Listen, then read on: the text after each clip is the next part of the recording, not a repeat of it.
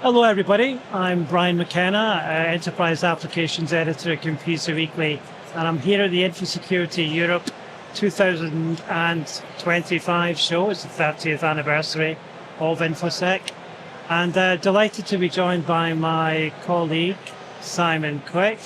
Hello, Brian. Simon, tell the audience who you are, what you do, take it from there. Sure. I am editor of Microscope magazine, which is the channel publication within the Computer Weekly group. So I write about distributors, resellers, managed service partners, system integrators, all of those sorts of people on a daily basis. And security, it's always been a big area for the channel, hasn't it?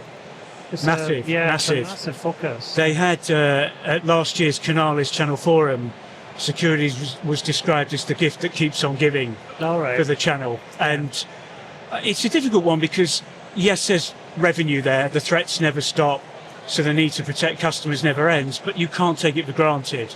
And so within the channel, there has been a move to become more, I would say, specialist. At the same time, of course, the managed service partner movement means that everybody has to offer security. So you have that mix of the generalist who knows they have to offer something, mixed with what we would have said in the old days, like the boutique specialists who have been doing it for donkey's years. So for vendors, it's trying to find that balance, trying to support and develop channel partner programs that, you know, provide both of those generalist and specialist partners with what they need.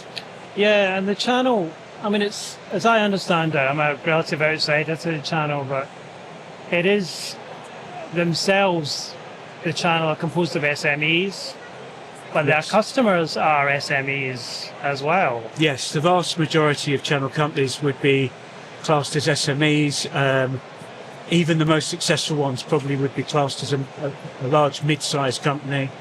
There's a handful which are enterprise, and then obviously at the system integrator level, those guys are much, much bigger. Yeah. But yes, it's an interesting one for the channel because they are both dealing with SME security concerns at the same time as having to deal with their own. Yes. And there's increasing pressure. The government's looking at what responsibilities does an SMP, the managed service provider, have as a basic minimum to provide data. Yeah. So yes, but I understand, and maybe you can tell me about this because I haven't seen it yet, that there's going to be some SME research presented here that really underlines that challenge. Yeah, there is some SME research that's being presented at this event. I spoke to a chap called Professor Stephen Furnell, University of Nottingham, who there's a kind of consortium of universities who are involved in this, not just Nottingham, but it's interesting because, you know, so many companies are SMEs. So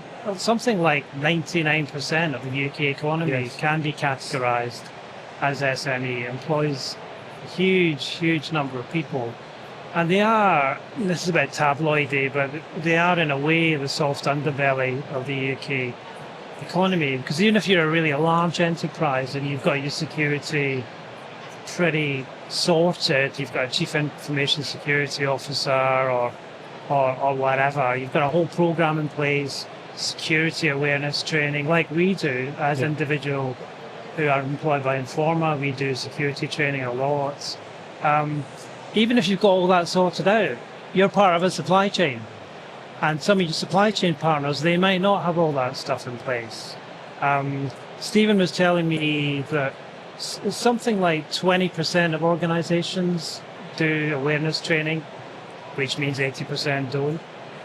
I picked up another stat recently at, I think, a RUSI event where something like, again, 20% of UK organizations have cyber insurance, means 80% don't. So it is quite a kind of disturbing picture out there in a way, and that some of this research which is being presented tomorrow is going to go into that. It's called the CyCOS project, and that's going to be presented on day two of the event. But yeah, interesting to just think about SMEs and what their security needs are and how they fit into a kind of big supply chain. And in Europe, we've got this thing called NIS2, which I'm sure you're aware of, which is all about bolstering the supply chain throughout the economy And in the UK, we're beginning to emulate that. There's going to be the cyber resilience bill to try and make organizations more resilient. Because, I mean, the idea about resilience, as I'm sure you know just as well as I do, is, it's the concept that you will be attacked. How can you recover from that? Are you capable of recovering from that? So yeah, it's an interesting picture with the SMEs. I think you're right. I think the interesting thing used to be, I'm a small target, so why would anyone attack me? Why would I be Go attacked? for HSBC, Citibank. But increasingly, that's almost become irrelevant because, like you say, the attraction now is can we get into the supply chain? So even if I'm a 5-man managed service provider and I have 10 customers, that's 10. If I can infiltrate you, that's 10 hits. And then it spreads. And so the pressure is on everybody now. And like you say, it's not a question of if, it's a question of when. And with the kind of resiliency movement and how that will be encoded in legislation, as with the EU as well, that then puts more pressure on like managed service providers to reach certain levels. And effectively they become part of the critical national infrastructure, which of course is always under attack from the likes of Russia and China, North Korea, Iran, the big four. And you might think just because you're a small company that you're not going to get attacked by the Russian FSB, but you might be. And then there's a huge asymmetry between what they can do and what you're capable of defending yourself against. Another guy I spoke to before the event, as head of cyber for the National Crime Agency, Will Lyne, I was asking him about what are the big threats, and it is ransomware. It's the number one kind of vulnerability, really, and threat, from organised crime groups, from nation states, etc. And of course, famously, most recently, the retail sector in the UK has been very badly hit. Marks and Spencer, etc. have been badly hit by Scattered Spider, I believe they're called, who are quite an interesting group. I was talking to, again, like Will Lyne at the National Crime Agency, and he was saying that, they fit a kind of profile of like young men, late teens, early 20s, English speaking. So it used to be that the cybercrime was being perpetrated by Russian speakers, very high coding skills. That's still the case, but it's also getting beyond them because of commoditization and effectively democratization of cyber attacking. The tooling that you can just procure on the dark web. You don't need tremendous skills, you just have to have the desire to make money from ransomware. And that's an interesting thing, I think. It's like almost a throwback to kids in their bedrooms doing what they do.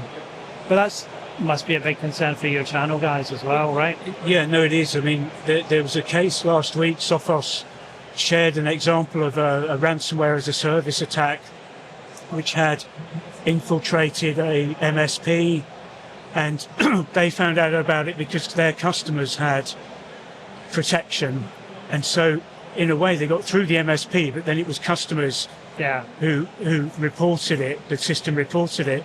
There's a huge problem because ultimately there's a sense, I think, this, like you were saying before about the figures about the number of people who aren't doing anything, and it also ties into other areas like backup. People aren't doing backups regularly, so the whole sort of security hygiene within the SME market, to be fair, probably really needs to be looked at. But of course, it's time and money for a lot of these people. Exactly. And until you get attacked, you don't necessarily see the necessity. The necessity for it. One thing in terms of that, like commoditization and democratization of attack tools and techniques and things like that, I thought, well, generative AI must be playing a role there. But I asked Will Lyne about that, and he said, well, not necessarily, and that's not necessary because you can get these tools anyway. But AI is, you can't avoid a tech conference, can you?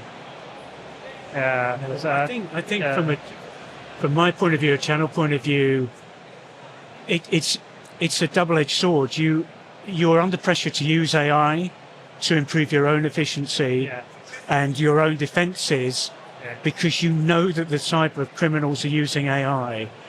But it feels again like a step up in an arms race, which is you're asking people who, like we've said all through this, aren't necessarily even on top of their game right now.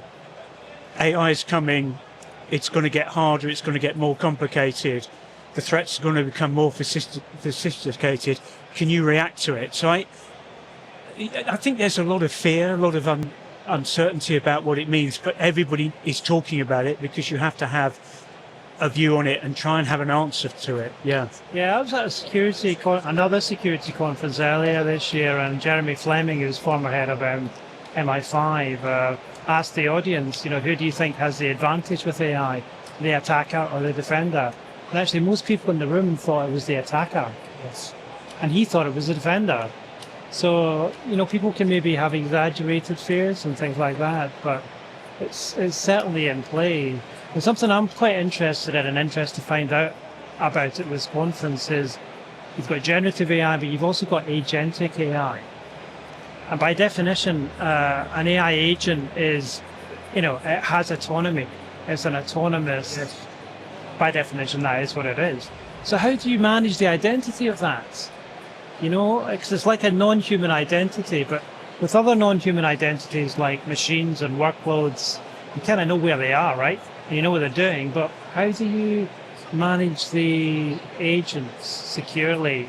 I think my understanding is that that's a very, very, very kind of early stages, and the technology is ahead of the ability to kind of secure it. I think that's always been something that's been the case, really. Yeah. I went to a Salesforce event late last year, and they're talking about agentic AI and talking about, well, it's okay, we give it permission. But of course, that's great until somebody comes along to try and get behind that and to crack it and exploit it and break down those permissions to reveal the data that the company has allowed the agentic AI to access. So I think you're right. It's early stages, isn't it? They're just, and on one level you want to make the customer experience smoother, but at what cost? This technology is developing so kind of quickly. Yes. And for security, the big picture is always going to be, geopolitics, right? And that's become very tricky over the last few years with the war in Ukraine. Yes. Between Russia and Ukraine, and the kind of development of technology there has been super fast. And of course, yesterday we had the Strategic Defence Review being announced, which has cyber elements to it. It's not just about submarines, right? I mean, our colleague Alex Scroxton has written about this for Computer Weekly, that viewers can go and check out his article about that. But I mean, even for your channel guys, I mean, that context is inescapable, isn't it? Yes. Well, as you can see at an event like this, how busy InfoSec always is year after year. It never stops. It never stops. The threats never stop evolving. The solutions that the channel can carry, they don't stop emerging. There's always a challenge there as well, because you have to do your due diligence and what should you get involved with. So, like I said earlier, yes, it's the gift that keeps on giving. Yes. But you've got to work at it. You just can't take it for granted. It's on every level. You've got to be committed. So it's more work for the channel for sure. And I know Kieran Martin's speaking later today in the first day of the event about long-term trends. The first CEO of the National Cybersecurity Centre, the NCSC, and then tomorrow we've got Rory Stewart's going to be the keynote again, so that'll be a very geopolitical kind of talk, I would imagine. If that's Rory Stewart, but yourself, Simon, this afternoon you've got your panel. Maybe tell us a little bit about that. Yes, of course. Yeah, I'm doing a panel in the Channel Zone. Yeah. The annual distribution panel. So I'll be joined by 3 distributors, and we'll be looking at how has the role of distribution changed. One of the major changes is around data. So how does a distributor generate data, share data with their channel base to make the channel base more effective, more relevant to their customers? So we'll be talking about why distribution continues to have a super relevant role and just where it's all going. So yes, that's happening this afternoon. Channel Channel Zone Theatre at 2:10. So Cool. yeah, swing by if you can. I'll try to do that. Thank you Yeah. so much for that, Simon. Really, really appreciate it. I'm sure our viewers do as well. And thank you to you guys for watching us. So from Infosecurity Europe, 2025, 30th anniversary of this event. For me and Simon, it's goodbye.